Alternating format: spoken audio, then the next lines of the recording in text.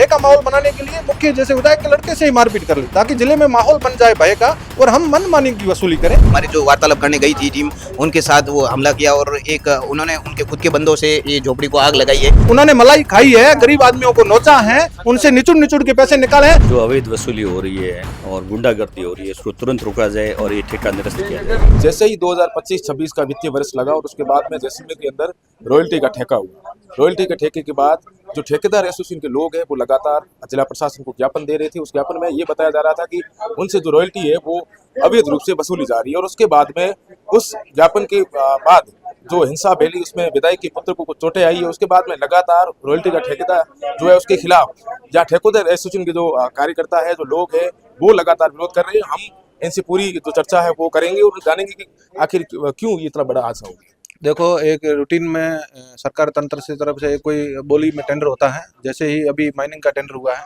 तो mining tender मुख्य tender वाले तो आए नहीं यहाँ, तो उनके कोई ऐसे नुमाइंदे बना के ऐसे भेजे हैं।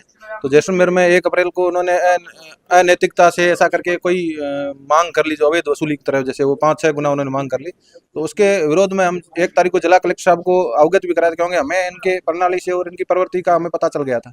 तो अब के ठेकेदार सही नहीं है, तो ऐसा कोई घटना नहीं घट जाए, इसलिए हमने जिला कलेक्टर और एसपी साहब को ज्ञापन दे के पहले सूचित किया था हमारे एसोसिएशन ने। उसके पश्चात हम माइनिंग ऑफिस में गए हैं। वहाँ हमारे मीटिंग में हमने तय किया भाई नियमन जो 40 रुपये टन रॉयल्टी बनती है तो वो हम देने के लिए तैयार थे। फिर भी जो उनका रवैया था, वो ठेकेदार के कुछ आदमी बुला आए थे, ठेकेदार खुद तो नहीं आए, तो वो आए थे, उन्होंने ऐसा ही कोई हवा बना दिया कि भाई नहीं हम तो इतने लेंगे या ये लेंगे। तो हमने वापस आके एक मीटिंग करके तय किया कि नहीं, अपन तो अंडरलोड ही नियम में टीपीवी जो भी फॉर्मेलिटी होती है 1 घंटा फॉर्मेलिटी करके फिर ही गाड़ियों को हम रवाना करेंगे। तो ये तय करके हमने गाड़ियां चलाई। तो 2 तारीख और 2 दिन तो ये अंडरलोड में गाड़ियां चल नहीं रही। तो इन्होंने क्या टेंडर लिया है, कई गुना पिछले टेंडर की तुलना में 3 गुना ज्यादा पैसे भर लिए। तो वो तो इनकी विचार था कैसे भरे इन्होंने।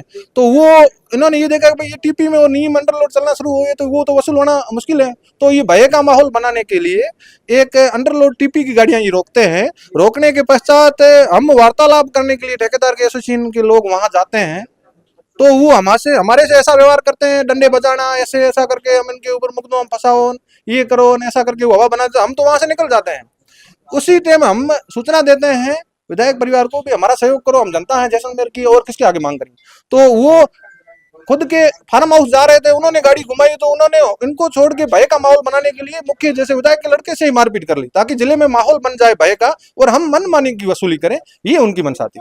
रॉयल्टी का ठेकेदार है, उसने आरोप लगाया है कि वो जो छोटू सिंह के लड़के हैं, उनका भाई है, वो लगातार रंगदारी मांग रहे, पैसे मांग रहे। क्या सच्चाई है? जी, मैं एक कहना चाहता हूँ, उसी वीडियो मैंने देखा था, वो एक तरह सरासर झूठ है। ये झूठ का माहौल, अब वो सच्चाई जानबूझ के सच होना चाहते हैं। देखो, अपन एक नेचुरली बात करें तो उनका मार्बल का ठेका अभी साल भर से चल रहा है, तो खंडों की वसूली वो करते हैं। देखो, वो उसी में आपसे मैं पत्रकार के माध्यम से कहना चाहता हूँ, जनता तक ये बात पहुंचाना चाहता हूँ। अपने जैसलमेर के गरीब परिवार के जो ट्रैक्टर में मजदूरी करते हैं, वो ट्रैक्टर वो अवैध वसूली करते हैं, उनको रसीद देते हैं। उसके पश्चात भी वो माइनिंग उसके ऊपर कार्रवाई करती है। वो 2-2 महीने ट्रैक्टर पुलिस के थाने में खड़े रहते हैं। उनको नौबत आ जाती है जिला कलेक्टर में धरना करके, वो कहते हैं हमसे वसूला गया है। उसके पश्चात हमारे कार्रवाई हो गई है। तो वो साल भर जिले में ठेका चलाते हैं, उस ठेके में वो अवैध वसूली करते हैं मनमानी से। उससे प्रभावित होकर वो दूसरा ठेका लेते हैं, वो भी 4 गुना ज्यादा। पिछला ठेका 2.5 करोड़ में और वो 10 करोड़ 10 लाख में ठेका लेते हैं 2 साल का। क्या यदि वो ऐसा उनसे वसूली या ऐसा कोई रंगदारी होती तो वो एक मार्बल का ठेका चल रहा है और दूसरा ठेका वो ले लेते मैसनरी स्टोन का भी।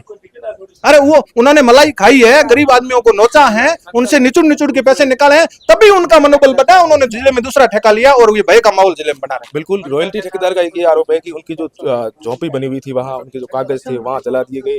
ये आरोप है वो विधायक पुत्र पर लगा रहे हैं। हालांकि वो एसोसिएशन के लखन सिंह जी है, वो अध्यक्ष है आपके, क्या कहोगे? नहीं, ऐसा कोई नहीं है ये आरोप। वो एक्चुअली उनके पास क्या है कि हम एसोसिएशन पे आरोप लगाने के लिए और कोई उनके पास ऑप्शन नहीं है। तो उन्होंने ये झोपड़ी में आग लगाना और ये आरोप लगाया है। लेकिन ये माना जाता है कि हम वार्तालाप करने गए थे, तब वार्तालाप ना करने उन्होंने हमारे पर ये हमला किया, या हमें हमारे जो वार्तालाप करने गई थी टीम उनके साथ वो हमला किया, और एक उन्होंने उनके खुद के बंदों से ये झोपड़ी को आग लगाई है।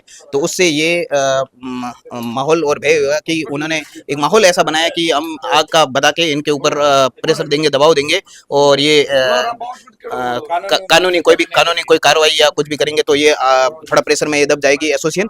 तो उसके कारण वो उन्होंने एक झोपड़ी का बहाना बनाया कि आग लगाने का। जिले के प्रशासन के अधिकारियों को और आम जनता को क्या संदेश देना चाहोगे इस घटना के बाद? हम तो यही चाहते हैं कि ये जो अवैध वसूली हो रही है और गुंडागर्दी हो रही है, इसको तुरंत रोका जाए और ये ठेका निरस्त किया जाए। जितने भी ठेकेदार यूनियन, क्रेशर यूनियन, हम सब यहाँ सदस्य साथ में हैं। पोखरण से हम जितने भी ठेकेदार यहाँ आए हैं, क्रेशर ओनर भी यहाँ हैं, सब यही चाहते हैं कि ये तुरंत प्रभाव से ठेका निरस्त किया जाए, ताकि जनता को अतिरिक्त भार और गुंडागर्दी से राहत मिले। बिल्कुल, इनका ये साफ तौर से कहना है कि जो रॉयल्टी ठेकेदार है वो लगातार अवैध वसूली कर रहा था। इसके कारण जो इनके एसोसिएशन के जो अध्यक्ष है वो वहाँ वार्तालाप करने गए, उसके बाद में आवेश में आकर वहाँ जो लड़के थे उन्होंने इनके जो कार्यकर्ता है उनके ऊपर हमला कर दिया। और अब ये चाहते हैं कि इस ठेके को निरस्त किया जाए, क्योंकि ये अगर अवैध रूप से ज्यादा वसूली होगी तो इसका भार सीधा जैसलमेर की जनता पर पड़ेगा। अब देखने वाली बात ये होगी कि सरकार के नुमाइंदे इस पूरी घटनाक्रम को लेकर कहाँ तक एक्शन लेते हैं, ये भविष्य के गर्भ में है। कैमरा पर्सन प्रेम चौहान के साथ बहादुर सिंह राज, रोहित बवाल, जैसलमेर।